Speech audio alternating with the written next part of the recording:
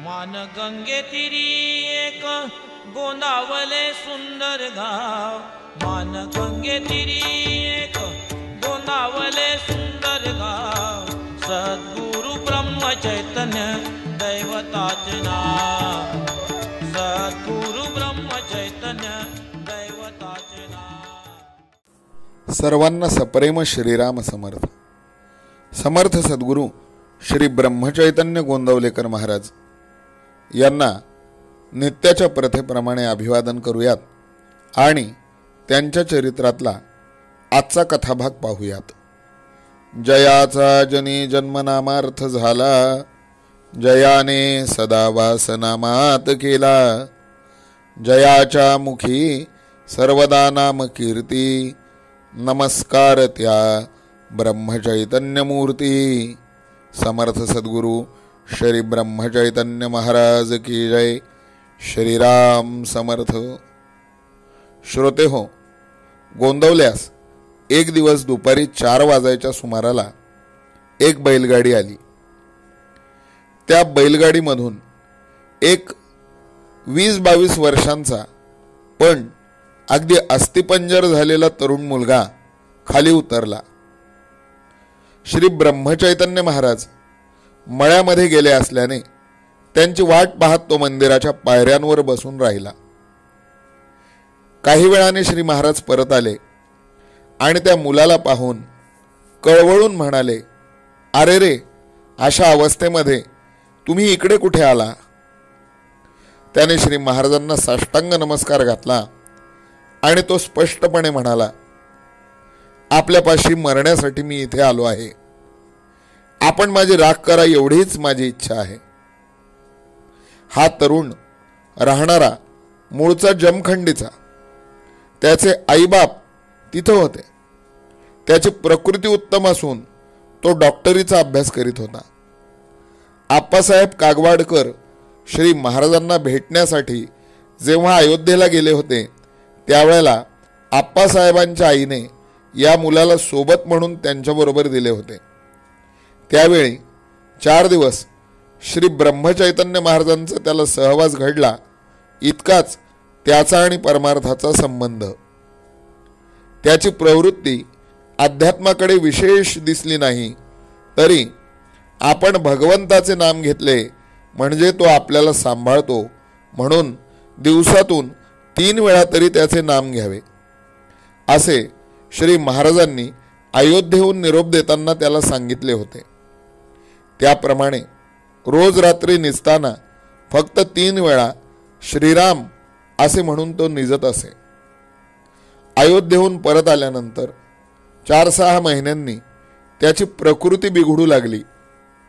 क्षय म्हणून रोगाचे निदान झाल्यानंतर पुष्कळ औषध पाणी केले, पण काही केला रोग हटेना। पुण्याचे प्रसिद्ध वैद्य लागवणकर यांनी त्याला स्पष्ट सांगितले की आता आयुष्याचा अवधी फार तर महिनाभर असावा। पुण्यास काही काळ राहून तो जमखंडीस परत आला। दुसरे काहीच न करता येत असल्यामुळे पडल्या पडल्या तो नामस्मरण करीत, पण त्याला घरी चैन पडेना। एक दिवस श्री महाराजांकडे जावे अशी कल्पना त्याच्या मनात आली। घरामध्ये कोणासही ती पसंत पडेना, तरी आईबापांच्या मर्जीविरुद्ध आपल्या एका चुलत भावाला घेऊन तो गोंदवल्यास निघून आला। श्री महाराज त्याला रामाचे तीर्थ स्वतः देत आणि जेवायला जवळ घेऊन बसत। 15 दिवसांनी त्याचा अंतकाल समीप आला आहे हे पाहून श्री महाराजांनी सर्व मंडळींना भजन करायला सांगितलं। त्याला मांडीवर घेऊन रामाचं तीर्थ पाजलं आणि मग अत्यंत शांतपणे त्याचं प्राणोत्क्रमण झालं। एखादा बाप जितक्या आस्थेने आपल्या मुलाचे करतो तितक्या आस्थेने श्री महाराजांनी त्याचं उत्तर कार्य केलं। त्याला अग्नी देऊन आल्यावर श्री महाराज म्हणाले, अशा माणसांची निष्ठा बाहेर दिसत नाही, पण ती आतमध्ये असते, म्हणून कोण कसा आहे हे समजणे सोपे नाही। त्यासाठी कधी कोणाचा परमार्थ कमी जास्त म्हणू नये. बहिरंगावरून आपल्याला कोणाच्या आध्यात्मिक स्थितीचा, पारमार्थिक स्थितीचा अंदाज येत नाही. म्हणून आपण बहिरंगावरून कोण कसा आहे याचा अंदाज लावणे चुकीचे आहे. प्रत्येकाचे अंतरंग निराळे असते आणि अध्यात्मशास्त्रात तर या बाबीचा विशेष प्रत्यय आपल्याला येतो. कोणाच्या अंतःकरणातून भगवंताची जवळीक त्याने किती साधली आहे हे त्याच्या बहिरंगावरून आपल्याला कळत नाही. म्हणून आपण कोणालाही बहिरंगावरून तो कोणत्या आध्यात्मिक योग्यतेचा आहे हे ठरवून मोकळे होऊ नये. ही मोठी उपदेशाची गोष्ट श्री महाराजांच्या चरित्रातल्या या प्रसंगातून आपल्याला कळते. समर्थ सद्गुरू श्री ब्रह्मचैतन्य गोंदवलेकर महाराज यांचं चरित्र आपण आपल्या गुरुकुल शिक्षा यूट्यूब चॅनलहून दररोज प्रसारित करत असतो. यापूर्वी झालेले सगळे भाग जर तुम्हाला ऐकायचे असतील तर या आपल्या गुरुकुल शिक्षा यूट्यूब चॅनलवरच्या श्री ब्रह्मचैतन्य गोंदवलेकर महाराज चरित्र ही प्लेलिस्ट आपण बघा. त्यात पहिल्या भागापासून आत्ताच्या भागापर्यंतचे सर्व भाग तुम्हाला क्रमशः पाहायला मिळतील. या प्लेलिस्टची लिंक या व्हिडिओच्या डिस्क्रिप्शनमध्ये दिलेली आहे.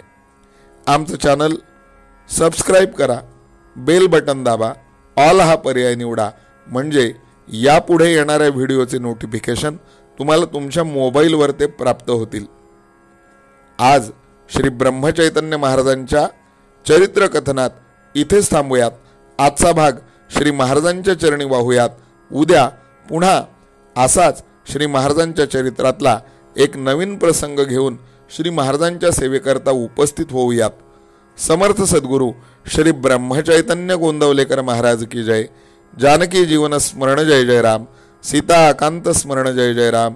श्रीराम जय राम जय जय राम. श्रीराम समर्थ. देई मला तुके रघुराया. देई मला तुके रघुराया. मती उपजो तुझी या गुण गाया.